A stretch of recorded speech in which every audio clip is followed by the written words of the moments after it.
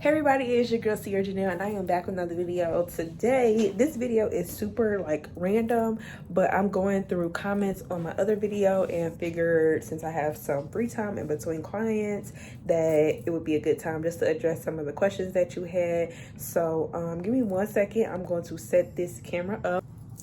Alrighty, so hopefully this is a good angle. And like I said, I just wanted to make this video really quickly just to address some of the questions that you guys had and some stuff that I kind of want to throw in here as well. I don't know what I'm going to name it. I guess maybe tips for beginner brow artists. But first things first, today is September 30th, and one thing that I do want to maybe recommend is still enforcing the mask rule. I do it in my studio just for the safety of me and my clients and how close we are in proximity when I do someone's brows. So I still enforce my mask policy. I put it within the booking. I have a sign outside, and as well as I provide masks for my clients as well. Like I mentioned in my other video, cleanliness is the number one, should be always your number one priority, especially in times of COVID. And now that it's getting cooler, depending on where you are located, some people may just come in with regular colds, regular flu, regular things that we dealt with before COVID. So masks are still my number one thing. Number two thing is wearing an all black type of attire. I know if you went to esthetician school or any cosmetology school, wearing black, it was probably your uniform, but I still implement that within my suite because a lot of the stuff that I use is pigmented, which means that it's black, it's brown, your clothes can get stained easily. So this is pretty much my standard uniform. I have black leggings, black shirt, black shoes, and my black mask. One, to look professional, and then two, to not get my clothes dirty. So on Fridays, Saturdays, Sundays, I probably will relax my outfit a little bit, maybe put some black jeans on, or maybe a little graphic tee or something like that. But for the most part, I dress black up and down. It looks professional, it looks clean, it looks uniform, especially if you have other people in your suite. But again, that's just me. You don't have to do that. A lot of people go into entrepreneurship, so they don't have to follow dress codes and time schedules and stuff like that. But because I'm coming from corporate and I'm coming from, a regular 9-to-5 job, I like to keep some of those principles within my business. So when we grow, we kind of have a baseline set of rules and regulations and what, we kind of stand for, if that makes sense. So that is my number 2 rule or tip. That is my number 2 tip, is to dress professional, because people take you a certain type of way based upon what you look like. So that not only includes your uniform or your dress code, whatever you choose, that also includes, if you do brows, you kind of want to have your brows done. If you do lashes, you kind of want to have your lashes done. If you do anything in the beauty industry, you want to make sure that your outer is taken care of, and that comes with hygiene, smelling good, making sure that you've taken a shower, making sure that you have brushed your teeth. Even if you have a lunch in between, making sure you have mints so you're not breathing on top of somebody with your onion breath because you had Subway, so things like that. You just want to make sure that your outer appearance is taken care of, because that's the industry that we're in. People look at you before they look at anything else. They probably look at me and my brows before they even look at how clean my floors are, so that's just the way it is. That's the industry that we're in. So I would also take that in consideration as well. Another question that I get as well is where did you learn how to do it, or how do you do certain stuff, and school recommendations. So if you are looking to go to esthetician school, I think any school has to teach you X, Y, and Z.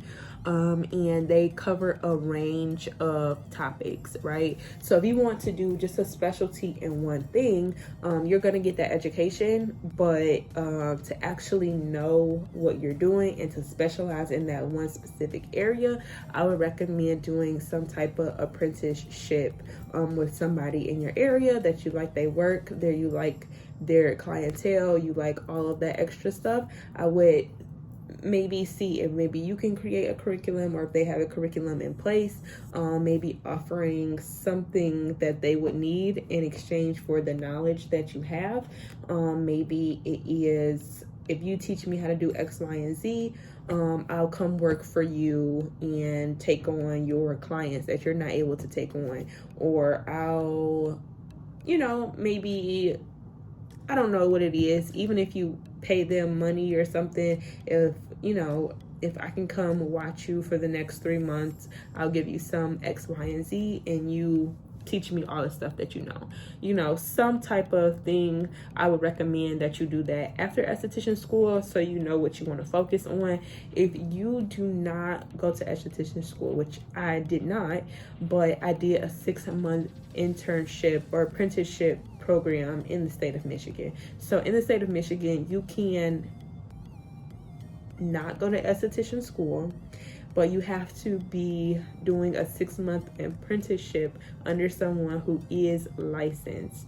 And then you can get it's not an exact license, but I think it's a certification or something of that nature. But each state has its own regulations on what it can substitute instead of esthetician school. So if you can find somebody in your area that offers some type of curriculum, it has to be 6 months in the state of Michigan. Like I said, other places it may differ, but yeah, I would do that.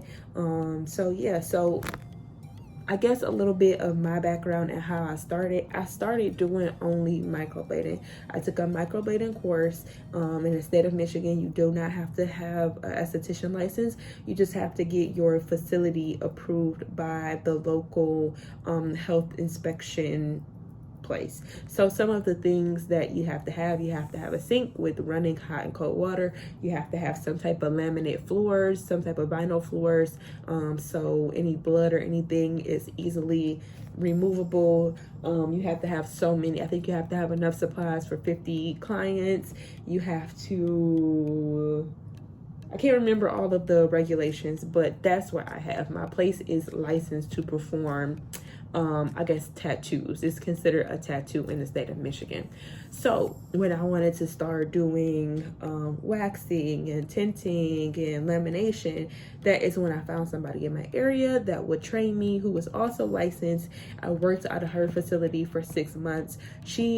I was her first cohort to work in her facility as an apprentice, so we kind of like helped each other out in a way. I guess that's like my background on how I kind of got into the industry. But I know a lot of people go to esthetician school, they not only learn what they want to learn, but they kind of learn everything. I have a friend that does facials. She's in school for massage therapy, but she knows everything, when it comes to aesthetics, I guess. So yeah, that is what that is. So that is a tip, and I guess a little background about me. My next tip is going to be on how to kind of have the best possible appointment experience, not only for you, but for your client as well. Number one is just going to set expectations, whether that is within your booking site, so they know all the rules and regulations, they know your cancellation policy, they know your scheduling policy, they know that masks are required, or your building is located in an odd spot, or instead of parking over here, you have to park over here. Anything like that. Just setting expectations first come from your booking site. So if you don't have a booking site, and let's say you only utilize Instagram, make sure that you have posts. Make sure that you have the little highlights at the top. Explain it to people. This is how you properly make an appointment. These are my deposits. These are why I do the things that I do. And it makes for an easier experience for you and your client. I'm telling you, like, if you don't take same day appointments or you do take same appointments, list that, because I've personally got clients that come in same day, like I see on your Instagram, that this is the best way to make a same day appointment, and it was easy breezy, smooth, period. So number one is going to be set expectations. People are more prone to trust you. They know that you have a set rule, I guess, and if they don't adhere to it, most people will kind of step away and be like, I don't follow these set of guidelines, let me not even try. But if you don't have those guidelines set out for people, you may get people that don't qualify for the service. You may get people, you know, that you just never know. So just setting expectations is going to be your number one way to have like a good solid appointment. Number two, and it sounds a little funky, but it's the truth. You want to set your prices based on what your ideal client is, right? So for me, the aesthetic that I have in my place of business, when you come in, it's super cute, it's super girly, it's super fun, it's super youthful. Even if I do have a lot of older clients, but I think they like coming here because of the vibe that I give. It's very professional. When you walk in, you get some hand sanitizer. If you don't have a mask, you have a mask. You know, you can sit down. It's nice, it's clean. I have water, I have sparkling water. I have refreshments out there. It's nice, clean, organized, right? I spent a fair amount of money within my studio, so when I set my prices, I think about the money that I've already spent. I think about the ambiance that is coming with the service, which is going to be an extra fee, and I also price based upon the customer service that I give to people. So you'll never find me more than 2 minutes behind. You always will find me here. You'll always have a way to contact me within business hours. You'll always be able to ask me questions. You're always able to answer out or I'll answer any questions that you have in your DM. I think I provide exceptional customer service. I have like 4.7 star review. So all of that comes into what my pricing is. So with that being said, it kind of weeds out a particular type of client. And again, I don't mean to sound funny, but it is the truth. So the people that I have in my chair, one, they see the reason why they get charged the way they charge, and then two, they're able to afford what I charge. So it works both ways. You get exceptional customer service, you get exceptional work. In return, it weeds out a certain type of client that I want to have in my chair. And another thing that I also want to mention, I guess a segue you can say, is I know starting out, sometimes we want to take any and everybody, but any and everybody does not deserve to be in your chair. You don't deserve to have people that are not considerate of your time. You don't deserve people that are like crazy, blowing you up every two. I've had people call me 3 times within 1 minute, but I'm working on someone else. And like I said in the beginning, you want the money, you're just starting up, you kind of take any and everybody, but any and everybody does not deserve to be in your chair. I'm at a point right now, I'm still fairly new in the game, you could say, but there will be a time where I will give somebody their money back and said, I don't feel comfortable with you as a client, so at this time we're not going to move forward. Here is your money back. I'm sorry for any inconvenience, because I can already tell by phone conversations, the amount of texts that you have sent me, the amount of calls that you have sent me, that I may not be the person for you. So yeah, it's okay to turn clients away. You have a right to do that. Just how they have a right to pick who and choose who they want to do their brows. You have a right to pick and choose who brows you want to do, you know. And I think sometimes we forget that because we're kind of you know, this is our job, this is our livelihood, this is how we make our money. But it's not always the best situation to put yourself in, because if somebody has not even came to your place of business but is blowing you up, cursing you out, having a certain type of tone when you're on the phone, imagine if they come in. Imagine what the animosity will feel like. Imagine if they're not satisfied with their service, what they may say online or leave a review or things like that. And I'm not good with confrontation. Like, I will literally look at you like you're crazy, and I don't deal with that type of stuff. So I'm definitely not going to deal with it in my business. $25-$35 is nothing for me to maintain my reputation of my business. So that's also something to consider. I may even put this clip at the beginning because I definitely want people to hear that part. Like, it's okay to turn people away. It's okay to be selective with your clientele. And then a way to do that is to have your price set at a certain level. Of course, your price has to reflect your work, but if you are a pro at what you do, it's okay to raise those prices, because those will weed out some of those difficult clients that you don't have to deal with, you know. So that's another tip as well. Another tip also I want to touch on is following up with your customers or your clients, or whatever you call the people that you do their brows, right? So when I say follow up, that could be a text message. Oh, this is Sierra calling from Detroit Brow Company. I'm just reaching out to you because you came in 2 weeks ago. I want to see how things are going, right? A text message. So if you have something that you could automate that's even better. There's a lot of apps that you can just put in their information, and in 14 days, they'll automatically send a text or an email. Also, following up means it looks like you enjoyed your experience here. Would you mind taking this survey or mind leaving a Google review?